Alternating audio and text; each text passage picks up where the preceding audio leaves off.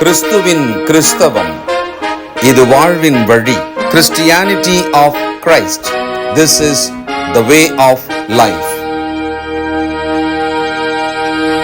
பரிசுத்த ஆண்டவர் இயேசு கிறிஸ்துவின் இனிய நாமத்திலே உங்களை வாழ்த்தி ஒருங்கிணைந்த சுவிசேஷ பார்வைக்கு அன்போடு கூட வரவேற்கிறேன். இந்த உலகத்தில் மிகப்பெரிய ஆளுமைகள், பர்சனாலிட்டிஸ், அவர்களுடைய ஆளுமையை பற்றி அல்லது அவர்களுடைய குணங்களை பற்றி பேசுவதுண்டு.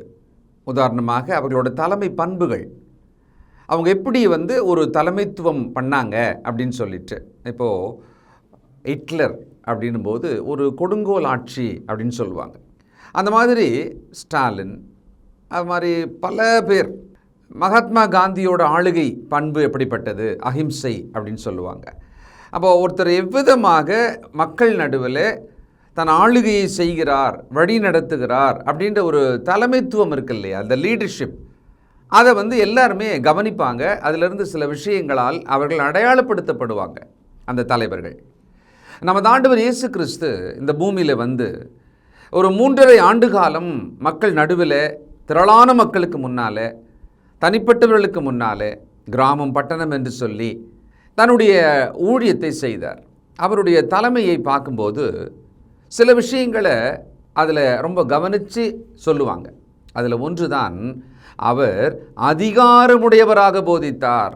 அதை தனியாக சொல்கிறதுக்கான ஒரு காரணம் என்ன அப்படின்னா, அதுக்கு முன்னால் அவங்க பார்த்த தலைமைகளில் அவங்க அந்த வித்தியாசத்தை கவனிச்சிருக்காங்க. உதாரணமாக நம்ம ஆண்டவர் இயேசு கிறிஸ்துக்கு முன்னால் முன்னோடியாக வழியை ஆயத்தம் பண்ணின யோவான் ஸ்நானனை பற்றி நம்ம பார்த்தோம் ஏற்கனவே. அவர் மிக கடுமையாக பேசி, அதாவது ஒரு சமுதாயத்தை எப்படி சாடணுமோ அந்த அளவுக்கு உச்சபட்சமாக சாடினவர். விரியன் பாம்பு குட்டிகளே, யார் உங்களுக்கு சொன்னால் இப்படி வரணும்னு சொல்லி வந்தவங்களை அவர்கள் வாழ்க்கையில் மாற்றங்களை செய்வதற்கு தலைகீழ் மாற்றங்களை எல்லாம் அவர் சொன்னார். இப்போ ஆண்டவர் இயேசு போதித்த போதோ கர்த்தருடைய வார்த்தையை எடுத்துக்கொண்டு அவர் சொல்லும் விதத்தை கவனித்த அந்த ஒரு விஷயத்தில் மக்கள் என்ன கண்டுபிடிச்சாங்கன்னா, இவர் அதிகாரமுடையவராக, வித் அத்தாரிட்டி, ஒரு அரசு அலுவலகத்தில் பணியாற்றுகிற நபர்கள். அதில் அதிகாரம் என்பது பல அடுக்குகளாக இருக்கும். உயர் அதிகாரி, அது மாதிரி கீழே கீழே கீழே படிப்படியாக இருக்கும், படிநிலைகள் இருக்கும் இல்லையா. அப்போ ஒருவர் சொல்லும்போது அந்த சொல்கிற விதத்துக்குள்ளே அவர் இவ்வளவு அதிகாரம் உள்ளவர் அப்படின்றத நம்ம தெரிஞ்சுக்கலாம். பொதுவாகவே கலெக்டர்னும் போது அவருக்கு எவ்வளவு அதிகாரம் இருக்கும், முதல்வர், பிரதமர், ஜனாதிபதி அப்படி பார்க்குறோம் இல்லையா. ஆனால் இங்கே தெருவில் நியாயப்பிரமாணத்தையும் இவர் கொடுக்க போகிற புதிய பிரமாணத்தையும் போதித்து கொண்டிருக்கிற இவரை பார்த்து அதிகாரமுடையவராக போதிக்கிறார் என்று அடையாளம் கண்டார்கள். லூக்கா 4:36 எல்லாரும் ஆச்சரியப்பட்டு, இது என்ன வார்த்தையோ, அதிகாரத்தோடும் வல்லமையோடும் அசுத்த ஆவிகளுக்கு கட்டளையிடுகிறார், அவைகள் புறப்பட்டு போகிறதே என்று ஒருவரோடொருவர் பேசிக்கொண்டார்கள். மார்க்கு 1:22 அவர் வேதபாரகரை போல போதியாமல் அதிகாரமுடையவராய் அவர்களுக்கு போதித்தபடியினால் அவருடைய போதகத்தை குறித்து ஜனங்கள் ஆச்சரியப்பட்டார்கள்.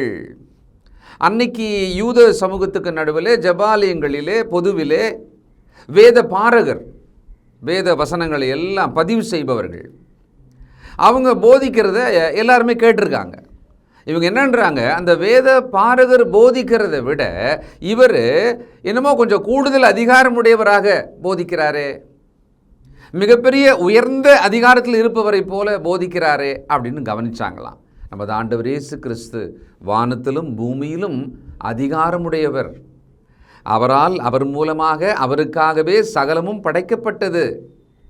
இதை அந்த சமயத்தில் அந்த ஜனங்களால் புரிந்து கொள்ளவே முடியாது. முதல்ல இவரை ஏற்றுக்கொள்ளவே இல்லை. அவங்க ஒரு போதகர் அப்படின்ற அளவுக்கு தான் கொஞ்ச நாளைக்கு அப்புறமா ஏற்றுக்கிட்டாங்க. மார்க்கு 1:23 அவருடைய ஜபாலயத்தில் அசுத்த ஆவியுள்ள ஒரு மனுஷன் இருந்தான். அவன், ஐயோ நசரனாகி இயேசுவே, எங்களுக்கும் உமக்கும் என்ன? எங்களை கெடுக்கவா வந்தீர்? உம்மை இன்னார் என்று அறிவேன், நீர் தேவனுடைய பரிசுத்தர் என்று சத்தமிட்டான்.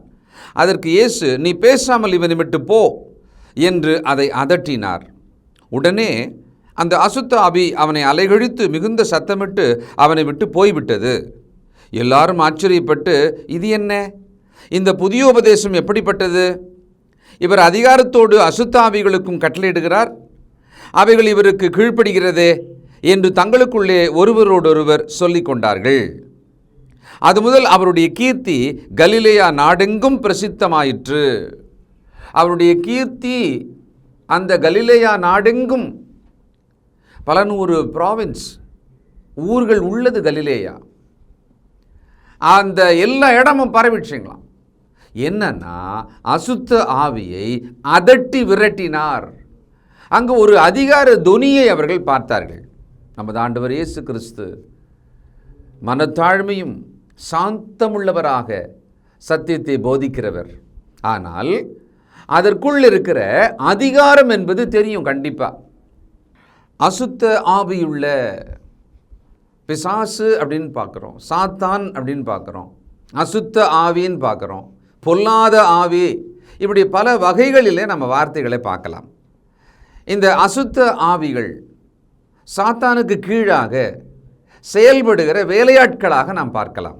ஒரு மனிதனை அவனுடைய விருப்பத்தை தாண்டி அலைகழிக்கக்கூடியவர்களாக இந்த அசுத்த ஆவிகள் செயல்படும். ஒருவர் வியாதிப்பட்டவராக இருக்கிறார், ஒருவர் அசுத்த ஆவி பிடித்தவராக இருக்கிறார். அசுத்த ஆவி பிடித்ததினாலேயே சரீரப்பிரகாரமாக ஒரு முடக்கம். கூன் விழுந்த ஒரு தாயை பார்க்குறாரு. அப்போது அசுத்த ஆவி அவளை கட்டி வைத்திருக்கிறது என்று சொல்லி விடுவித்தவுடனே அவள் நிமிர்ந்தாள். அப்போ அசுத்த ஆவியானது ஒருவருக்குள்ளே புகுந்து ஒரு பையனை அசுத்த ஆவி அலைகழிக்கிறது. அவங்க அப்பா அழுகுறாரு, திடீர்னு தண்ணியில் போய் விடுறான், திடீர்னு நெருப்பில் போய் விடுறான் அப்படின்றார். இந்த மாதிரியான விஷயங்கள் எல்லாம் அன்னைக்கு மிகவும் அதிகமாக தலை தூக்கி ஆடியது. ஆண்டவர் பூமியில் இறங்கி மனிதர் நடுவில் தன் ஊழியத்தை நிறைவேற்ற வேண்டும்.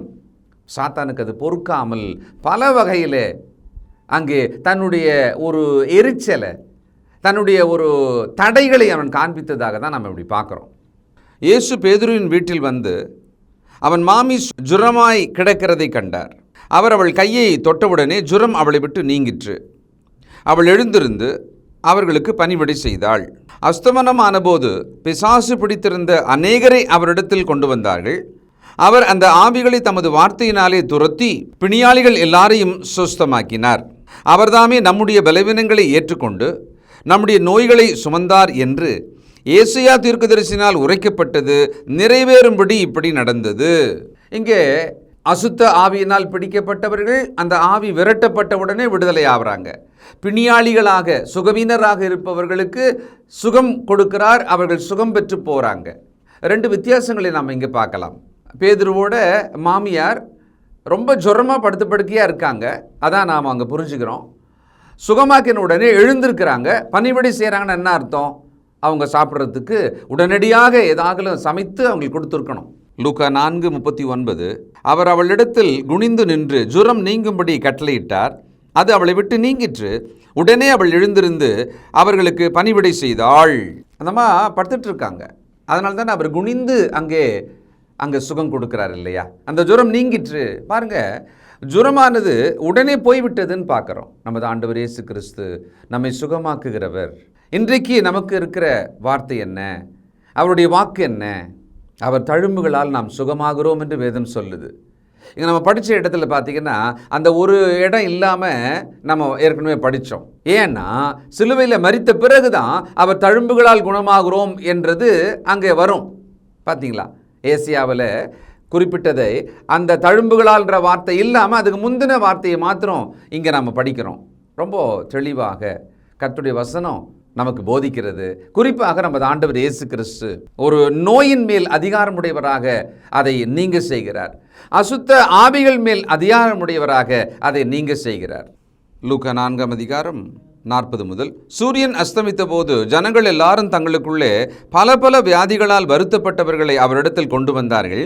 அவர்கள் ஒவ்வொருவர் மேலும் அவர் தம்முடைய கைகளை வைத்து அவர்களை சொஸ்தமாக்கினார். பிசாசுகளும் நீ தேவனுடைய குமாரனாகிய கிறிஸ்து என்று சத்தமிட்டு அநேகரை விட்டு புறப்பட்டது. அவரை கிறிஸ்து என்று பிசாசுகள் அறிந்திருந்தபடியால் அவர் அவர்களை பேச விட்டாமல் அதட்டினார். உதயமான போது அவர் புறப்பட்டு வனாந்தரமான ஒரு இடத்துக்கு போனார். திரளான ஜனங்கள் அவரை தேடி அவரிடத்தில் வந்து தங்களை விட்டு போகாதபடிக்கு அவரை நிறுத்தி கொண்டார்கள். இயேசு தேவனுடைய குமாரன் என்று பிசாசு அறிக்கையிட்டது, சத்தம் போட்டு சொல்லுது. அவர் அவர்களை அதட்டினார், அந்த அசுத்த ஆவிகளை அதட்டினாராம். அது ஒன்றும் பொய் சொல்லலை, உண்மையை தான் சொன்னது. ஏன் அதட்டினார்? அதுக்கு ஒரு காரணம் கண்டிப்பாக ஆண்டவருக்கு இருக்கும். ஏன்னா ஒரு கட்டத்தில் என்ன ஆச்சுன்னு சொன்னால், இவர் பிசாசுகளை விரட்டும் பொழுது இவர் பிசாசுகளின் தலைவனாகிய பெயல்செபூலை கொண்டு, எல்லாம் கூட்டாளிங்க இவங்கெல்லாம் சொல்லுவாங்கள்ல சில நேரத்தில், நான் மேடையில் கூப்பிடுறேன், கால் நொண்டிக்கிட்டே வாங்க, உங்களை சுகமாக்குற மாதிரி நான் சொல்கிறேன், உடனே உங்கள் காலை நேராக்கிட்டு சுகமான மாதிரி நடந்து போங்க. அந்த மாதிரி ஆண்டவருக்கு ஒரு அவப்பெயரை அந்த யூத மக்கள் சொன்னாங்க ஒரு கட்டத்தில். ஒருவேளை அது ஒரு காரணமாக இருக்கலாம். அவைகள் பேசாதபடிக்கு அதட்டினார். தேவனுக்கு அந்த காரணம் தெரியும். யாக்கோபு 2 அதிகாரம் 19வது வசனம், தேவன் ஒருவர் உண்டென்று விசுவாசிக்கிறாய், அப்படி செய்கிறது நல்லதுதான், பிசாசுகளும் விசுவாசித்து நடுங்குகின்றன. பிசாசுகளும் விசுவாசித்து நடுங்குகின்றன. ஆனால் நமது ஆண்டவர் இயேசு கிறிஸ்துவுக்கு பிசாசோட சாட்சி தேவையில்லை, மனிதரோட சாட்சி தான் தேவை. மனிதரை தான் பார்த்து சொல்கிறார், நீங்கள் மனுஷர் முன்பு என்னை நீங்கள் அறிக்கையிட்டால் பிதாவுக்கு முன்பு நான் உங்களை அறிக்கையிடுவேன்றார். அப்போது ஒருவேளை இந்த பிசாசோட சாட்சி தனக்கு தேவையில்லை என்பதனாலே ஆண்டவர் அதை அதட்டியிருக்கலாம். மத்தேயு 12:24, பரிசேயர் அதை கேட்டு, இவன் பிசாசுகளின் தலைவனாகிய பெயல்செபூலினாலே பிசாசுகளை துரத்துகிறானே அல்லாமல் மற்றபடி அல்ல என்றார்கள். பார்த்தீங்களா, பரிசேயர் இப்படி ஒரு பொருளியை கிளப்பி விட்டு, அதெல்லாம் ஒன்றும் ஆச்சரியப்படாதீங்க, இவங்கெல்லாம் கூட்டாளிங்க தான் அப்படின்னு சொல்ல ஆரம்பிச்சிருக்காங்க.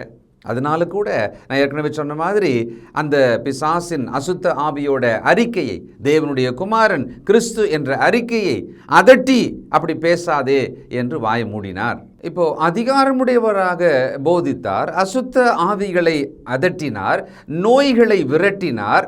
இப்படி ஒரு கோணத்தில் பார்க்கும்போது அவர் ஒரு கம்பேஷன் இல்லாமல், பரிவிரக்கம் இல்லாமல் நடந்தாரா? இல்லை. அவருடைய பரிவிரக்கத்துக்கு எல்லையை போய் பார்த்தீங்கன்னா அது ரொம்ப பெரிய அளவுக்கு பாராட்ட வேண்டியதாக, அந்த மாதிரி ஒரு மனிதன் கூட செய்ய மாட்டான் என்பதாக, அல்லது யூதர்களோட அந்த நியாய பிரமாணத்தின்படி செய்யக்கூடாதது எல்லாம் அவர் செய்ததாக கூட நம்ம பார்க்கலாம். லூக்கா 5 அதிகாரம் 12, பின்பு அவர் ஒரு பட்டணத்தில் இருக்கையில் குஷ்ரோகம் நிறைந்த ஒரு மனுஷன் இயேசுவை கண்டு முகங்குப்புற விழுந்து, ஆண்டவரே, உமக்கு சித்தமானால் என்னை சுத்தமாக்க உம்மால் ஆகும் என்று அவரை வேண்டிக் கொண்டான். அவர் தமது கையை நீட்டி அவனை தொட்டு, எனக்கு சித்தமுண்டு, சுத்தமாகு என்றார். உடனே குஷ்ரோகம் அவனை விட்டு நீங்கிற்று. பார்த்தீங்களா, ஒரு குஷ்ரோகியை ஒரு யூத மத போதகர் என்று அன்னைக்கு நினைக்கப்பட்ட அவர், ஏன்னா அவங்க பார்வையில் அவர் அப்படி தானே, ரபி அப்படின்னு தானே கூப்பிட்டாங்க, யூத குலத்தில் பிறந்தவராச்சு அவர் ஒரு குஷ்ரோகியை தொடவே கூடாது, குஷ்ரோகி கிட்டே நிற்கக்கூடாது, ஆக்சுவலாக அவ்வளோ நெருக்கமாக நிற்கக்கூடாது. ஆனால் அவர் தொட்டாராம். ஆண்டவரோட மனதுருக்கம், அவருடைய பரிவிரக்கத்தை நாம் அங்கே பார்க்கலாம். ஒரு எக்ஸ்ட்ரீம், அவர் அதிகாரமுடையவராக, எதில்? அசுத்த ஆவியின் மேலே, ஒரு தீங்கின் மேலே அதிகாரமுடையவராக இருந்தார். கலாத்தியர் 4 அதிகாரம் 5வது வசனம், காலம் நிறைவேறின போது ஸ்திரீயினிடத்தில் பிறந்தவரும் நியாய பிரமாணத்திற்கு கீழானவருமாகிய தம்முடைய குமாரனை தேவன் அனுப்பினார். நியாய பிரமாணத்துக்கு கீழானவராகத்தான். அப்படின்னா லேவியராகமம் 13 அதிகாரம் 45-46 படியாக ஒரு குஷ்டரோகியை தொடக்கூடாது. 45-46, அந்த வியாதி உண்டாயிருக்கிற குஷ்டரோகி வஸ்திரம் கிழிந்தவனாயும் தன் தலையை மூடாதவனாயும் இருந்து அவன் தன் தாடியை மூடிக்கொண்டு தீட்டு தீட்டு என்று சத்தமிட வேண்டும். அந்த வியாதி அவனில் இருக்கும் நாள் வரைக்கும் தீட்டுள்ளவனாக எண்ணப்பட கடவன். அவன் தீட்டுள்ளவனே ஆகையால் அவன் தனியே குடியிருக்க வேண்டும். அவன் குடியிருப்பு பாளையத்துக்கு புறம்பே இருக்க கடவது. மனுஷரை விட்டு தூரமாகவே இருக்கணும், ஊரை விட்டு ஒதுக்கப்பட்ட இடத்துல அவன் இருக்கணும். அப்படியே தப்பித்தவறி ரோட்டில் வரும்போது அவன் கூவிக்கொண்டு தீட்டு தீட்டு என்று சத்தமிட்டு கொண்டு வரணும். அப்படிப்பட்டவனை மனதுருகி ஆண்டவர் தொட்டு எனக்கு சித்தமுண்டு நீ சுத்தமாகு அப்படின்னு சுகமாக்கினார். இன்றைக்கு வியாதியினால் அவதிப்பட்டு கொண்டிருக்கிற ஒருவரை நாம் பார்க்கிறோம். நாமும் கூட அப்படி இருக்கிறோம். ஒரு வியாதியானது நமக்கு அசௌகரியத்தை, நமக்கு ஒரு சரீர கஷ்டத்தை உண்டாக்குவதோடு கூட மனதின் வலியை உண்டாக்குகிறது இல்லையா? நாட்கள் ஆக ஆக ஆக அல்லது வியாதியின் தீவிரம் அதிகமாக ஆண்டவர் இயேசு கிறிஸ்து ஒருவர் மட்டும்தான் நம்மை சுகமாக்க முடியும். அவருடைய வல்லமை நம்மை சுகமாக்க முடியும். அவர் தழும்பினால் நாம் சுகமாகிறோம் என்பதை விசுவாசித்து, விசுவாசத்தினாலே அந்த வியாதியிலிருந்து மேற்கொள்வதற்கான ஒரு விசுவாசத்தோட தைரியம் நமக்கு தேவைப்படுது. அதனால் விசுவாசிகள் ஆகிய நாம் வியாதியை நம்மை விட்டு விரட்டின ஆண்டவரை போலவே நாமும் நம்மிடத்திலிருந்து அதை விரட்டும்படியாக அந்த ஆண்டவர் மேலே விசுவாசம் வைக்க வேண்டும். இதை நல்லா கவனிங்க, நல்லா புரிஞ்சுக்குங்க. நீங்கள் இதை வாழ்க்கையில் அனுபவமாக்குங்க. மார்க் 1:44 ஆயினும் நீ போய் ஆசாரியனுக்கு உன்னை காண்பித்து நீ சுத்தமானது நிமித்தம் மோசே கட்டளையிட்டிருக்கிறவைகளை அவர்களுக்கு சாட்சியாக செலுத்தி என்று கண்டிப்பாய் சொல்லி உடனே அவனை அனுப்பிவிட்டார். யாரு? அந்த குஷ்டரோகி சுகமானார் பார்த்தீங்களா? அவருக்கு நியாயப்பிரமாணத்தின்படி நீ என்ன செய்ய வேண்டுமோ அதை போய் செஞ்சிடறேன்றார். இங்கே ஒரு யூதனாக இவர் கரெக்டாக நடந்துக்கிட்ட மாதிரி தெளிவாக தெரியுது, ஒரு போதகராக. 45 அவனும் புறப்பட்டு போய் இந்த சங்கதி எங்கும் விளங்கும்படியாக பிரசித்தம் பண்ண தொடங்கினான். அதனால் அவர் வெளியரங்கமாய் பட்டணத்தில் பிரவேசிக்க கூடாமல் வெளியே வனாந்திரமான இடங்களில் தங்கியிருந்தார். எத்திசையிலும் இருந்து ஜனங்கள் அவரிடத்துக்கு வந்தார்கள். அந்த மனுஷனோட சந்தோஷம் வாழ்க்கையில் யாரையும் பார்த்ததும் இல்லை, தனக்கு இப்படி நடக்கும்னு நினச்சதும் இல்லை. அதனால் அவர் என்ன பண்ணிட்டாரு, ரொம்ப பெரிய ஒரு சந்தோஷத்தில் ஊரெல்லாம் போய் சொல்ல ஆரம்பிச்சிட்டாரு. என்ன நடந்திருக்கும் தெரியுங்களா?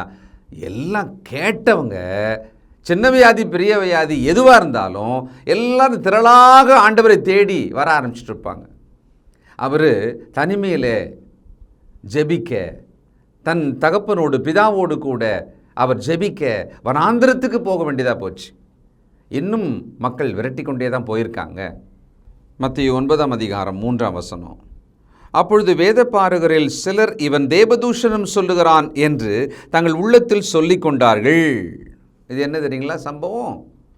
திமிர்வாதக்காரனை கட்டிலே கூரையை பெய்த்து இறக்குறாங்களா இல்லையா?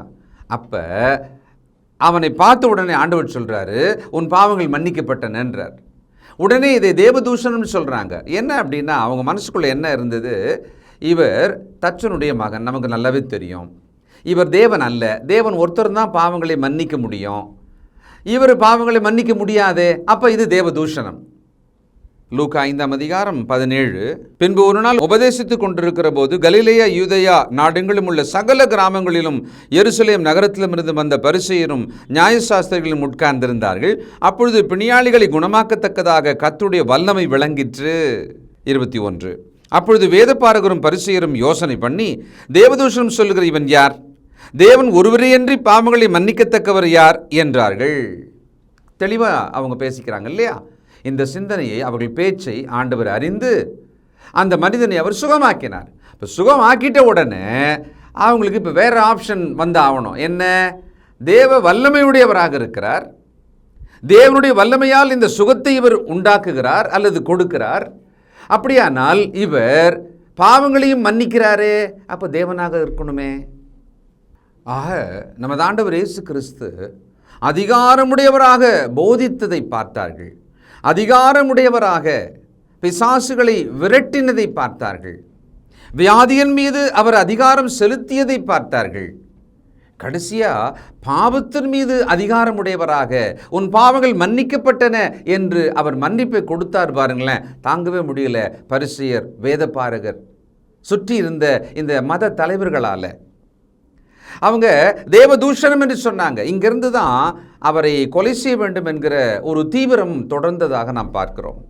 நமது ஆண்டவர் இயேசு வானத்திலும் பூமியிலும் சகல அதிகாரமுடையவராக, அந்த அதிகாரத்தினால தான் இன்னைக்கு நாம் சுவிசேஷத்தை கேட்டு ரட்சிக்கப்பட்டிருக்கிறோம். இன்னும் இந்த உலகத்தில் ரட்சிக்கப்பட வேண்டியவர்களுக்கு சுவிசேஷம் சொல்லப்படுகிறது. அப்போஸ்தலர் அதானே சொன்னார், சகல அதிகாரம் உடையவர், போங்க எல்லாருக்கும் சுவிசேஷத்தை பிரசங்கிங்க, சீடராக்குங்க, பாவ மன்னிப்புக்கென்று அவளுக்கு ஞானஸ்தானம் கொடுங்க அப்படின்னு தானே சொன்னார். அதனால தான் நாம் இன்றைக்கி ரட்சிக்கப்பட்டிருக்கிறோம். அதே போல தான் நம் வியாதியிலிருந்து நாம் சுகமாவதற்கு ஆண்டவர் இயேசு கிறிஸ்துவின் அதிகாரம், வல்லமை இன்றைக்கு நமக்கு பயன்படுகிறது. சிந்திப்போம். நிச்சயமாக கர்த்தருடைய வசனத்தினால், இன்றைக்கு நமக்கு இருக்கிற வாக்குகளினால் நாம் சுகம் பெற முடியும். நம்முடைய விசுவாசம், அந்த விசுவாசத்தோடு கூட தைரியம், இவைகளால் நாம் நம்முடைய வியாதியை விரட்டலாம். தேவனுக்கு வல்லமையாக நாம் பயன்படலாம். ஜெபம் பண்ணுவோம். இரக்கமுள்ள பிதாவே, பரிசுத்தர் பரிசுத்தரே, எங்கள் ஆண்டவர் இயேசு கிறிஸ்து இந்த பூமியில் அதிகாரமுடையவராக போதித்தார். அந்த அதிகாரமுள்ள வார்த்தைகளை எங்கள் கையிலே நீங்கள் இதை வைத்துக்கொள்ளுங்கள், இதை நீங்கள் பயன்படுத்துங்கள் என்று சொன்னாரே. நாங்கள் எங்களிடத்தில் இந்த அற்புதமான, அதிசயமான, வல்லமையான, ஜீவனுள்ள வசனங்கள் இருந்தும் கூட நாங்கள் பல விஷயங்களில் அதை பயன்படுத்தாமல் இருக்கிறதே புரிகிறதப்பா. எங்கள் வியாதியின் மேலே, எங்கள் வாழ்வின் சாபங்களின் மேலே, எங்களுடைய துன்பங்களின் மேலே அதிகாரமுள்ள ஆண்டவரின் வார்த்தைகளை கொண்டு, அவர் மேல் இருக்கும் விசுவாசத்தை கொண்டு நாங்கள் ஜெயிக்கலாம் என்பதை இந்த நாளில் எங்களுக்கு உணர்த்தியதற்காக ஸ்தோத்திரம். இதை புரிந்து உணர்ந்து உம்முடைய பிள்ளைகள் விடுதலையாக சுகம் பெற உம்மிடத்தில் ஒப்புக் கொடுக்கிறேன். மனக்கண்களின் பிரகாசத்தை தாரும், வல்லமையும் பலனும் தாரும், உம்முடைய நன்மையை அனுபவிக்க தாரும். இயேசு கிறிஸ்துவின் நல்ல நாமத்தில் ஜெபிக்கிறோம் பிதாவே, ஆமென்.